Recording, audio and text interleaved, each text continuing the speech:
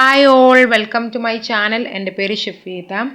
ഇന്ന് നമ്മൾ ഡിസ്കസ് ചെയ്യാൻ പോകുന്നത് ഡെസിഗ്നേറ്റഡ് സോൺ പർച്ചേസിനെ കുറിച്ചാണ്. ഡെസിഗ്നേറ്റഡ് സോൺ എന്ന് പറഞ്ഞിട്ടുണ്ടെങ്കിൽ ടാക്സിൽ നിന്നും ഒഴിവാക്കിയിട്ടുള്ള ചില ഏരിയകളുണ്ട്. അപ്പോൾ അത്തരം ഏരിയകളെയാണ് ഡെസിഗ്നേറ്റഡ് സോൺ അല്ലെങ്കിൽ ടാക്സ് ഫ്രീ സോൺ എന്ന് പറയുന്നത്. ഉദാഹരണത്തിന് Khalifa port, Dubai airport, Jebel Ali free zone, Dubai textile city. അപ്പോൾ ഇത്തരം സ്ഥാപനങ്ങളെല്ലാം ടാക്സ് ഫ്രീ സോൺ ആണ്. അപ്പോൾ ഇത്തരം കമ്പനീസ് നമ്മൾ പർച്ചേസ് ചെയ്യുമ്പോൾ ആ ഒരു ട്രാൻസാക്ഷൻ എങ്ങനെയാണ് ടാലിയിൽ റെക്കോർഡ് ചെയ്യുന്നത് എന്നും ടാക്സ് കാൽക്കുലേറ്റ് ചെയ്യുമ്പോൾ അത് റിവേഴ്സ് ചാർജിലൂടെയാണ് കാൽക്കുലേറ്റ് ചെയ്യേണ്ടത്. അപ്പോൾ ആ ഒരു ട്രാൻസാക്ഷൻ എങ്ങനെയാണ് ചെയ്യുന്നത് എന്നാണ് ഇന്നത്തെ വീഡിയോ. റിവേഴ്സ് ചാർജ് വരുന്നത് 3 ടൈപ്സ് ഓഫ് ട്രാൻസാക്ഷൻസിലാണെന്ന് നമ്മൾ ഓൾറെഡി പറഞ്ഞിട്ടുണ്ടായിരുന്നു. ഒന്ന് intra GCC purchase, 2 designated zone purchase, 3 imports. അതിൽ ഇൻട്രാ GCC പർച്ചേസ് നമ്മൾ ഓൾറെഡി പറഞ്ഞു കഴിഞ്ഞു. അപ്പോൾ രണ്ടാമത്താണ് ഡെസിഗ്നേറ്റഡ് സോൺ പർച്ചേസ്. അപ്പോൾ എങ്ങനെയാണ് ടാലിയിൽ ഡെസിഗ്നേറ്റഡ് സോൺ പർച്ചേസ് നമ്മൾ റെക്കോർഡ് ചെയ്യുന്നത് എന്ന് നമുക്ക് നോക്കാം. അപ്പോൾ അതിനുവേണ്ടി ഞാനിവിടെ ഒരു കമ്പനീനെ ക്രിയേറ്റ് ചെയ്ത് വെച്ചിട്ടുണ്ട്. അതിൻ്റെ ഫീച്ചേഴ്സും കാര്യങ്ങളെല്ലാം കൊടുത്തിട്ടുണ്ട്. അപ്പോൾ നമുക്കിനി ട്രാൻസാക്ഷൻ ആണ് ചെയ്യാനുള്ളത്. അക്കൗണ്ടിങ് വൗച്ചേഴ്സ് സെലക്ട് ചെയ്തു. പർച്ചേസ് ആണ് ചെയ്യുന്നത്, പർച്ചേസ് വൗച്ചർ. അതിൽ സപ്ലയർ ഇൻവോയ്സ് നമ്പർ കൊടുത്തിട്ടുണ്ട്. ഇനി നമുക്ക് പാർട്ടി അക്കൗണ്ട് നെയിം ആണ്, ഒരു പാർട്ടിനെ ക്രിയേറ്റ് ചെയ്യണം. അപ്പോൾ ഡെസിഗ്നേറ്റഡ് സോൺ ആണ് നമ്മൾ പർച്ചേസ് ചെയ്യുന്നത്. അപ്പോൾ അത്തരം ഒരു പാർട്ടിനെയാണ് ക്രിയേറ്റ് ചെയ്യേണ്ടത്. അപ്പോൾ ഞാനിവിടെ ഒരു പാർട്ടിന് ജസ്റ്റ് ഒരു പേര് കൊടുക്കുകയാണ്, ABC കമ്പനി. അത് ഡിസോൺ ആയിട്ടുള്ള ഒരു പാർട്ടിയൊന്നുമല്ല, ഞാൻ ജസ്റ്റ് ഒരു പേര് കൊടുക്കുന്നതേ ഉള്ളൂ. DZ എന്ന് ലാസ്റ്റ് കൊടുത്തിട്ടുണ്ട്. ഇനി അതിൻ്റെ ഗ്രൂപ്പ് സൺട്രി ക്രെഡിറ്റേഴ്സ് ആണ്, സൺട്രി ക്രെഡിറ്റേഴ്സ് എന്ന് കൊടുത്തിട്ടുണ്ട്. ഇനി അതിൽ കൺട്രി ഞാൻ UAE തന്നെയാണ് കൊടുത്തിട്ടുള്ളത്. എമിറേറ്റ്സ് നമുക്ക് വേണമെങ്കിൽ മാറ്റി കൊടുക്കാം. ഞാനിപ്പോൾ ഇവിടെ ദുബായ് ആണ് കൊടുക്കുന്നത്. നമ്മുടെ കമ്പനി കിടക്കുന്നത് അബുദാബിയിലാണ്.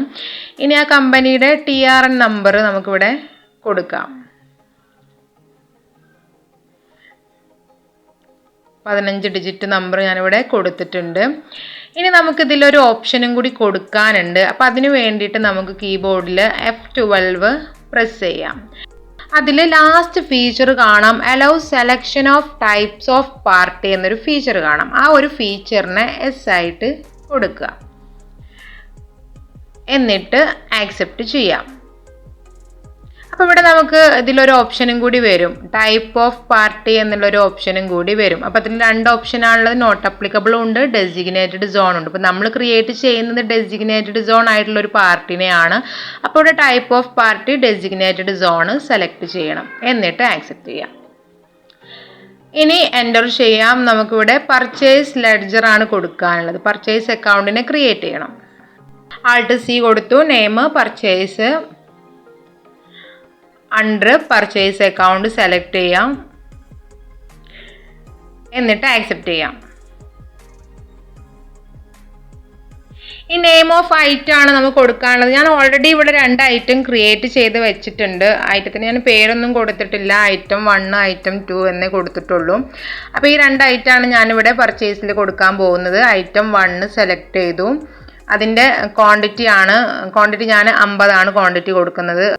റേറ്റ് ഒക്കെ ഓൾറെഡി സെറ്റ് ചെയ്ത പ്രകാരം അവിടെ വന്നിട്ടുണ്ട്. ഇനി ടാക്സ് ഡീറ്റെയിൽസ് അവിടെ നാച്ചർ ചോദിക്കുന്നുണ്ട്. അപ്പോൾ ബ്രാക്കറ്റിൽ നമുക്ക് കാണാം ഡൊമസ്റ്റിക് പർച്ചേസ് ഡെസിഗ്നേറ്റഡ് സോൺ. അപ്പോൾ ആ ഒരു ഓപ്ഷന് വേണം ഈ നാച്ചർ ഓഫ് ട്രാൻസാക്ഷൻ നമ്മൾ സെലക്ട് ചെയ്ത് കൊടുക്കാൻ. ഡൊമസ്റ്റിക് പർച്ചേസ് ഡെസിഗ്നേറ്റഡ് സോൺ അത് കൊടുക്കുക. അപ്പോൾ അവിടെ ടാക്സിബിൾ വാല്യൂ അതും ബ്രാക്കറ്റിൽ അവിടെ കാണാം, 15,000 എന്നുള്ളൊരു എമൗണ്ട് കാണാം. അപ്പോൾ ആ ഒരു എമൗണ്ട് വേണം അവിടെ കൊടുക്കാനും. ഇനി അടുത്ത ഐറ്റം സെലക്ട് ചെയ്യാം, item 2.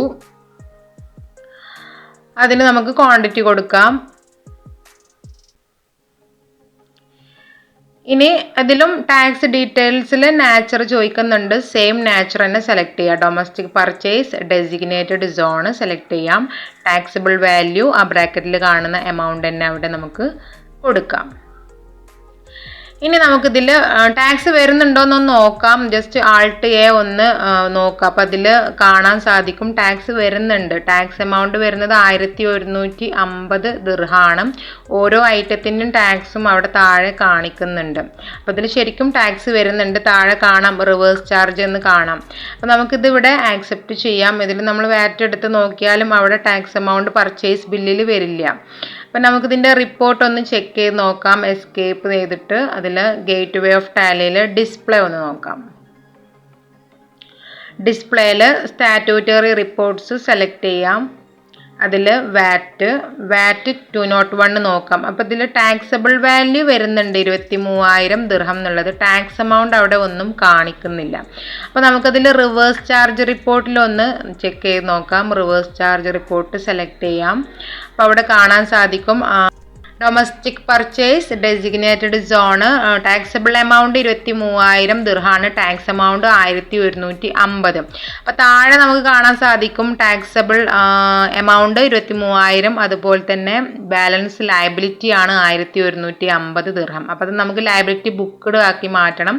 അതിന് സ്റ്റാർട്ട് അഡ്ജസ്റ്റ്മെൻറ്റ് ഒന്ന് ക്ലിക്ക് ചെയ്യാം. നേച്ചർ ഓഫ് അഡ്ജസ്റ്റ്മെൻറ്റ് എന്നുള്ളത് നമ്മൾ ഇൻക്രീസ് ഓഫ് ടാക്സ് ലയബിലിറ്റി ആണ് കൊടുത്തിരുന്നത്. ഇനി അതല്ലാത്തൊരു ഓപ്ഷനും കൂടി അതിലുണ്ട്, increase of tax liability and input tax credit എന്നുള്ള രണ്ടാമത് കാണുന്ന ഒരു ഓപ്ഷൻ ഉണ്ട്. അപ്പോൾ ആ ഒരു ഓപ്ഷനാണ് ഇവിടെ സെലക്ട് ചെയ്യുന്നത്. ഇൻപുട്ട് ടാക്സ് ക്രെഡിറ്റ് എന്ന് പറഞ്ഞിട്ടുണ്ടെങ്കിൽ എന്താണ്, ഔട്ട്പുട്ട് ടാക്സിൽ നിന്നും നമ്മൾ ഇൻപുട്ട് ടാക്സ് ക്രെഡിറ്റ് ചെയ്യുന്നതിനെയാണ് ഇൻപുട്ട് ടാക്സ് ക്രെഡിറ്റ് എന്ന് പറയുന്നത്. അപ്പോൾ ആ ഒരു ഓപ്ഷനാണ് നമ്മളിവിടെ സെലക്ട് ചെയ്യുന്നത്. അപ്പോൾ അത് വേണം സെലക്ട് ചെയ്ത് കൊടുക്കാൻ. ഇനി അഡീഷണൽ ഡീറ്റെയിൽസ് ഇവിടെ പർച്ചേസ് ഫ്രം ഡെസിഗ്നേറ്റഡ് സോൺ കാണാം. ആ ഒരു ഓപ്ഷന് സെലക്ട് ചെയ്യാം.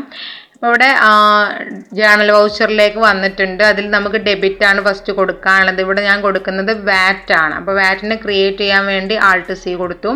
നെയിം വാറ്റ് എന്ന് കൊടുത്തിട്ടുണ്ട്. അതിൻ്റെ അണ്ടർ വരുന്നത് ഡ്യൂട്ടീസ് ആൻഡ് ടാക്സസ് ആണ്. സെലക്ട് ചെയ്തു. Type of duty tax VAT select ചെയ്യാം, ആക്സെപ്റ്റ് ചെയ്യാം. ഇനി നമുക്കിവിടെ ടാക്സബിൾ വാല്യൂ കൊടുക്കണം. നമുക്ക് കൊടുക്കാനുള്ളത് 23,000 ദിർഹാണ്. 23,000 എന്ന് കൊടുക്കാം. ഇനി ഡെബിറ്റിൽ എമൗണ്ട് നമ്മൾ ടാക്സ് എമൗണ്ട് വരുന്നത് 1,150 ദിർഹാണ്. അപ്പോൾ ഡെബിറ്റിൽ ആ എമൗണ്ട് കൊടുക്കുക, എൻ്റർ ചെയ്യാം. ക്രെഡിറ്റിലും ഇതേ വാറ്റ് എന്നുള്ള അക്കൗണ്ട് തന്നെയാണ് നമ്മൾ സെലക്ട് ചെയ്യുന്നത്. ഇതൊരു അഡ്ജസ്റ്റ്മെൻറ്റ് എൻട്രി ആയതുകൊണ്ട് ഇങ്ങനെയാണ് ആ ഒരു ട്രാൻസാക്ഷൻ നമ്മൾ റെക്കോർഡ് ചെയ്യുന്നത്. അടുത്ത മാസം നമ്മുടെ കമ്പനി കളക്ട് ചെയ്തിട്ടുള്ള ഔട്ട്പുട്ട് ടാക്സിൽ നിന്നും ഈ ഒരു ടാക്സിന് നമുക്ക് ക്ലെയിം ചെയ്യാം. അതിനാണ് ഇൻപുട്ട് ടാക്സ് ക്രെഡിറ്റ് എന്ന് പറയുന്നത്. അപ്പോൾ ആ ഒരു എൻട്രീനെ നമ്മൾ അങ്ങനെയാണ് അഡ്ജസ്റ്റ് ചെയ്തിട്ടാണ് ചെയ്തിട്ടുള്ളത്. ഇവിടെ ലയബിലിറ്റി ബുക്ക്ഡായി 1,150 എന്നുള്ളത് ലയബിലിറ്റി ബുക്ക്ഡായിട്ട് മാറിയിട്ടുണ്ട്. അപ്പോൾ ഇങ്ങനെയാണ് ആ ഒരു ട്രാൻസാക്ഷൻ നമ്മളിവിടെ ചെയ്യുന്നത്. ഇനി നമുക്ക് വാറ്റ് 201 റിപ്പോർട്ട് ഒന്ന് ചെക്ക് ചെയ്ത് നോക്കാം. അപ്പോൾ അതിൽ കാണാം ഡൊമസ്റ്റിക് പർച്ചേസ് ഡെസിഗ്നേറ്റഡ് സോൺ, അതിൽ റിവേഴ്സ് ചാർജ് എന്ന് തന്നെ അവിടെ കാണിക്കുന്നുണ്ട് 1,150 എന്നുള്ളത്. ടാക്സബിൾ വാല്യൂ 23,000 ദിർഹം എന്നുള്ളത്. അപ്പോൾ ആ ഒരു ട്രാൻസാക്ഷൻ നമ്മൾ ചെയ്ത് കഴിഞ്ഞു. ഇനി നമുക്ക് റിവേഴ്സ് ചാർജ് ചെയ്യാൻ വരുന്നത് ഇമ്പോർട്ട്സിലാണ്. മറ്റൊരു കൺട്രിയിൽ നിന്നും നമ്മൾ ഗുഡ്സ് പർച്ചേസ് ചെയ്യുമ്പോൾ ഉള്ള ഒരു ട്രാൻസാക്ഷനാണ് നമുക്ക് അടുത്തതായിട്ട് ചെയ്യാനുള്ളത്. അപ്പോൾ ഇന്നത്തെ ഈ വീഡിയോ എല്ലാവർക്കും മനസ്സിലായെന്ന് വിചാരിക്കുന്നു. ആരെങ്കിലും ചാനൽ ആദ്യമായിട്ട് കാണുന്നവരുണ്ടെങ്കിൽ സബ്സ്ക്രൈബ് ചെയ്യാനും ഷെയർ ചെയ്യാനും മറക്കരുത്. എന്തെങ്കിലും ഡൗട്ട്സ് ഉണ്ടെങ്കിൽ കമൻസ് ആയിട്ട് ചോദിക്കാവുന്നതാണ്. അപ്പോൾ അടുത്ത ടോപ്പിക്കുമായി അടുത്ത വീഡിയോയിൽ കാണാം. ബൈ.